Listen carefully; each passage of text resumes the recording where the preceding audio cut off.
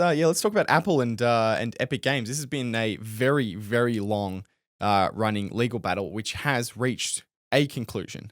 Although there are Ooh. some additional developments that I'll talk about as well. To give a bit of a background, so of course Apple has had this rule in its App Store where developers were forced to use Apple's billing system, and through that billing system, Apple would collect a 15 to 30% commission on in-app purchases. So basically, also developers were banned from telling users that prices would be cheaper if they purchased outside of the app and just on the web. So a fun example of this was Facebook Marketplace, which of course Facebook doesn't take any commissions on sales. It's like eBay, but there's no commissions. Basically, of course, if people finalize their purchases through the Apple iPhone app, Apple would take their commission, which was kind of hilarious because Facebook wasn't even making money off it. And Facebook put just a note in the checkout saying that Apple is taking a fee and that Facebook wasn't even taking a fee. And Apple blocked the app until they changed it. So they weren't even allowed to just tell people that about the commission, basically. Like it was Apple crazy, basically isn't it? stopping anybody from telling them about the commission. And Epic Games took a stance against Apple. So they purposefully put a button inside their game Fortnite, which allowed users to bypass Apple's commission. Apple, of course, blocked the app. This was all done on purpose so that Epic Games could then sue Apple under antitrust law. They accused Apple of acting as an illegal monopolist by requiring consumers to get apps through its app store and buy digital content inside an app using its own system. We already had a decision previously from this. The court actually rejected Epic's claim that Apple was a monopolist for not allowing other app stores to be used on the iPhone, for example. But they did also find that Apple did violate California's unfair competition law by barring developers from, quote, steering users to make digital purchases in other ways. So they were saying it was anti-competitive for them to, stop Epic Games from telling people that they could or directing them to sign up elsewhere. They've got options.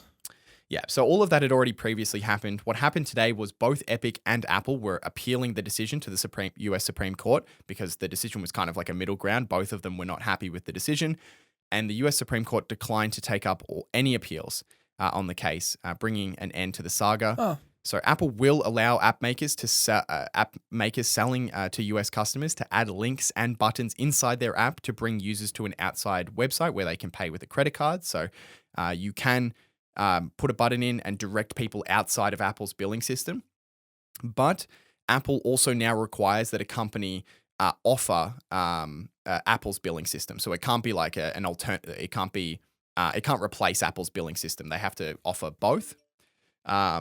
And it was kind of funny because Apple found a loophole around this anyway. Apple now says that iPhone and iPad developers have to apply for a new software tool called an entitlement, where if they want to offer a link or a button to an external website, Apple will collect a 27% commission, which is a completely brand new tax that didn't previously exist. Previously, if you went outside of the app and went on your iPhone into Safari and you went into the web and you signed up, there would be no fee. Now there's a fee, which is kind of funny because at the end they've kind of expanded their commissions because of this ruling. So obviously, Crazy. I think everyone is kind of a little bit unhappy about this. Epic Games said that it was a good step in the right direction, but it's still not fantastic. At the very least, Epic Games can tell their users that Apple is taking a commission, and that if they just go through the website or they somewhere else, if they go on a computer, then they won't get the commission. But it's not far enough in Epic Games' opinion. Yeah, that was, as long as they could advertise on their own app that users could sign up online away from the app and get a discount. Like if not even that was allowed, then I'd be like, oh my gosh. Yeah, I think that's probably my view on it. I think it's Apple's hardware. I think they should probably be able to do mostly what they want, especially because there are real security risks potentially with their customers and allowing their customers to sign up or to download apps outside of the Apple App Store. You could definitely make that argument. But I think where I personally draw the line is limiting information about products and services to customers. You should always be allowed to tell customers and give them the full picture. So stopping, having a line that says, Apple's taking a commission, or you can sign up to Spotify on the website and you won't pay 30% more because Apple's taking their cut. I think, little things, I think that's where I draw the line. Like, that's pretty anti-competitive to just stop an information flow to customers. That's my kind of personal view on it. Yeah. Yeah, it's essentially just taking advantage of your customers, of your customer base, not giving them the full picture, so that hopefully you're duping them into just believing that this is the only way. Yeah.